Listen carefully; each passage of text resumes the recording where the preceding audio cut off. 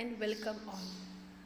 Students, we will continue today with the chapter number 9, that is Changing Life, Part 1. Welcome, dear students, to our history class of Standard 9th. Today, we will continue with Chapter 9, Changing Life, Part 1. In the previous class, we have learned about changes brought about by the Constitution. Urbanization is a process where populations move from rural to urban areas, enabling cities and towns to grow. It can also be termed as a progressive increase in the number of people living in towns and cities. Urbanization has become a common feature of Indian society. Now, this usually occurs when a country is still developing.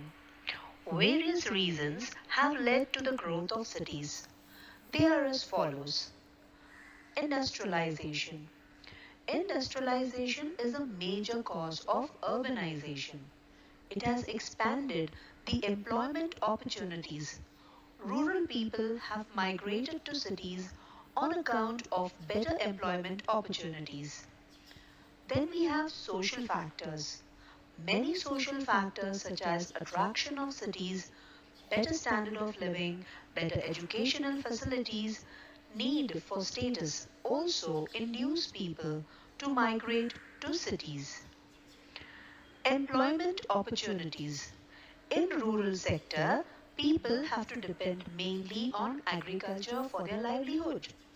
But Indian agriculture is depending on monsoon. In drought situations or natural calamities, rural people have to migrate to cities. Modernization. Urban areas are characterized by sophisticated technology, better infrastructure, communication, medical facilities, etc. People feel that they can lead a comfortable life in cities and migrate to cities. Urbanization can yield positive effect if it takes place up to a desirable limit.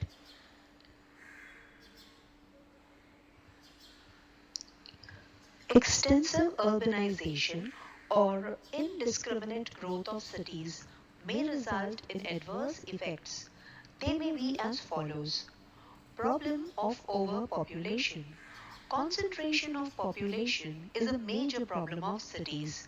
It has resulted in accommodation problem, growth of slums, etc. Disintegration of joint family. Joint family can't be maintained in cities on account of high cost of living. People prefer to live in the nuclear type of families. Cost of living. High cost of living is a major problem of cities. In metro cities like Mumbai, Bengaluru, etc., it is very difficult for lower income groups to maintain a decent standard of living. Increase in crime rates.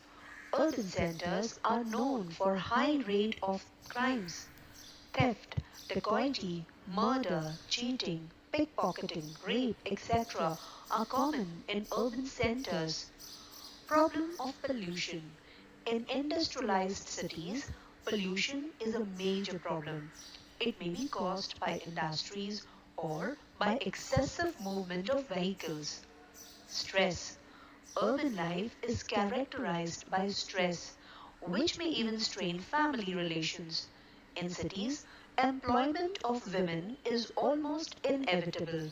To meet the increasing cost of living, changing role of women in the family creates stress in the family, which may result in divorce or strained relations. Thus, urbanization has its own merits and demerits. Urbanization can't be avoided, but the negative effect of urbanization can be minimized. In order to reduce the strain on cities, it is necessary to make jobs available in villages, achieve a balance in economic development, control the expansion of metros, and provide necessary services and facilities in urban as well as rural areas.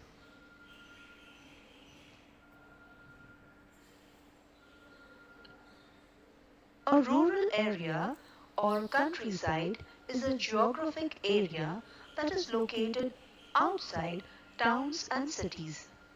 It has a very low population density. In rural areas, agriculture is the chief source of livelihood, along with fishing, cottage industries, pottery, etc. Now, a settlement smaller than a village is called a hamlet. A village, on the other hand, is a clustered human settlement or a community larger than a hamlet but smaller than a town, with a population typically ranging from a few hundred to a few thousand. Mahatma Gandhi says, "The soul of India lives in its villages." Do you know, dear students, there are many villages in India that set an example for whole country and you must visit once in your life. Molenong in Meghalaya is the state's hidden gem.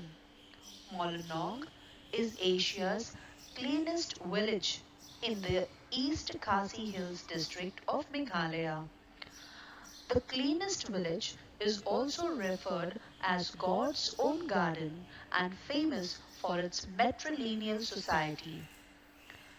Kila Raipur is a very famous village of Ludhiana known for annual Kila Raipur Sports Festival or the Rural Olympics of India. The Village Sports Festival has become the destination for hundreds of sports enthusiasts. Malana. It is an ancient Indian village in the state of Himachal Pradesh, isolated from the rest of the world. The village of Malana is considered to be one of the first democracies in the world. Kokkarebellur is a village in Karnataka. The village is named after the painted stork, which is called kokkare in the native Kannada language. This bird nests here in large numbers every year. Apart from painted storks, spot-billed pelicans are also found here in large numbers. The village is one of the 21 breeding sites of those birds in India. This village is known for Kokkarebellur Bird Sanctuary, a sanctuary created by villagers who have also adopted these birds as their heritage.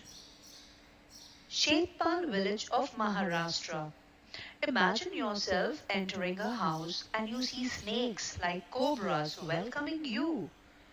Isn't it disturbing and weird? Yes, right. If you want to encounter the same situation, then visit Shetpal, which is popularly called as Village of Snakes. In this village, snakes roam freely like pets, and even cobras can be seen in the homes of this village. It is one of the unique villages of India which can make anyone scared.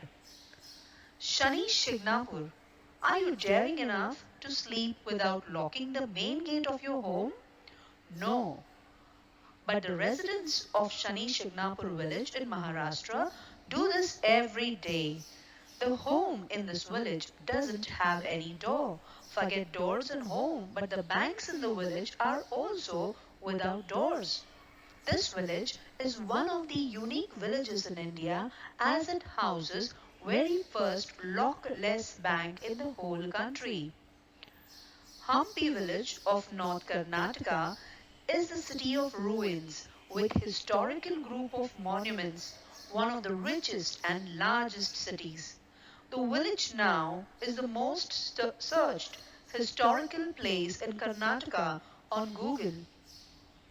Mattur, a village located in Karnataka's Shimoga district, is a rare place, perhaps the only place in India where the ancient language continues to flourish. Nearly 5,000 residents of Mattur converse with each other in Sanskrit. It is the only village in whole country where 90% of the residents converse in Sanskrit in daily routine. Pretty unusual, isn't it? True, and that's what makes it unique village of India which is trying to keep the ancient language alive. Punsari village in Gujarat. Around 10 years ago, the village was completely opposite of what it is today. It was a village which didn't even have clean drinking water and electricity. Now boasts all the modern facilities like Wi-Fi, CCTV cameras, solar powered street lights, health centers and everything which you witness in a developed city. Raghurajpur Heritage Crafts Village in Odisha. This enticing village is a heritage crafts village in Puri district and is a home to crafts like palm leaf engravings and tussar paintings.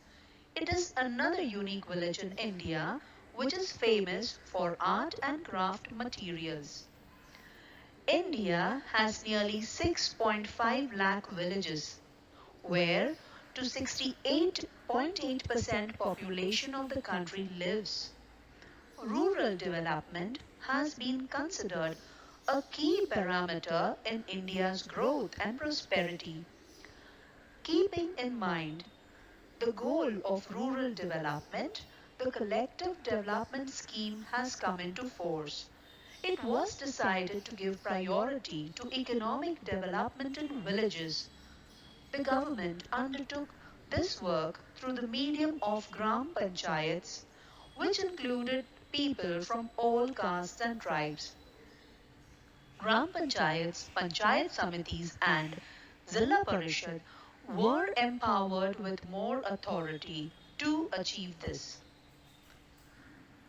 Changing economic life.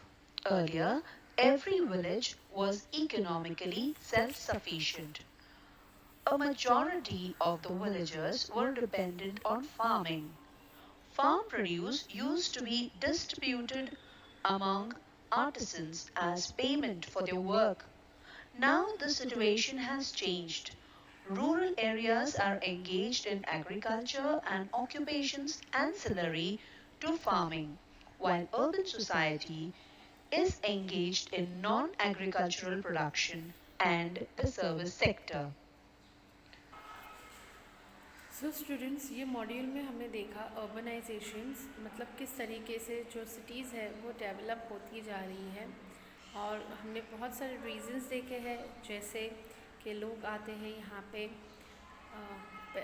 to earn their livelihood. Then people come over here for industrializations or for the job opportunities. They come here and they leave their villages and migrate to the urban areas for the educational purpose, for the economical reasons, and also because urban cities is the hub, like you can say Mumbai is a hub of film industry, so they come to the urban areas. We have also studied the different effects of urbanization कि cities जो है वो ज़्यादा over populated हो जाती है क्योंकि रहना मुश्किल होता है क्योंकि जो उनका वे ऑफ लिविंग है जो अर्बन सिटीज़ में है that is really not possible for a joint family. So the joint family they disintegrate, वो न्यूक्लियर फैमिली में आ जाते हैं और ज़्यादातर लोग इन the cities they live in the nuclear family. यहाँ पे कॉस्ट ऑफ लिविंग उनका हाई होता है, यहाँ पे क्राइम रेट्स भी ज़्यादा होता है, पोल्यूशन ज़्यादा होता है और स्ट्रेस भी बहुत होता है because in the cities the people are continuously working and there are many stress which is being there in the people who are living in the cities as compared to those in the villages. So हमने यहाँ पे देखा कि urbanisations में जहाँ पे cities में बहुत सारी चीज़ें अवेलेबल होती है, जैसे कि उनको बेटर हेल्थ फैसिलिटीज़ अवेलेबल होती है, यहाँ पे जॉब अपॉर्चुनिटीज़ होती है, then we have seen about education also. So इसके लिए लोग आते हैं विलेजेस छोड़ के अर्बन सिटीज़ में वो लोग आते हैं। और ये जो इफ़ेक्ट्स होते हैं, मतलब ओवर पॉपुलेशन हो जाना, अर्बनाइजेशन में, तो बहुत सारी प्रॉब्लम्स भी होती है। Now if suppose this facilities, as I told you, health facilities and job opportunities, if they are giving to the in their own villages, then there won't be any migration of the people from villages to the cities. So about the cities, about the villages, that if we see, now we know that India is an agrarian country, so ज़्यादातर villages में agriculture होता है. Now this is either being done individually or it is being done collectively. Farming is the main occupation of the people who are living in the villages, and villages are thinly populated as compared to the cities. Now there are some small settlements which is lesser than a village, उसे hamlet भी कहते हैं. And यहाँ पे हमने देखे कि there are many different villages which have been there, and the special features of the villages that we have seen. Now in the villages, the government which undertakes the responsibility, that is the Gram Panchayat, the Panchayat Samiti and the Zilla Parishad. Gram Panchayat, Panchayat Samiti and Zilla Parishad we have already seen in the previous years in the civics, and the government is working and providing facilities through these mediums to the people. We have also seen about the changing economic life, that the rural people are more and more engaged in agricultures, but the people who are living in the villages, they are engaged in agriculture, and those who are living in the cities, they are doing the non-agricultural productions. And if you see in the villages, you find that there are some villages who are economically self-sufficient, and majority of the farmers, they depend on their farming. There are artisans also, there are many other craftsmen, other people who stays in the village, and they are also some of the other related with the work related to agriculture. Now students, the next part, that is the rural development, social needs and facilities, and regarding industrialization, that we will do in the next video. So with this students, thank you.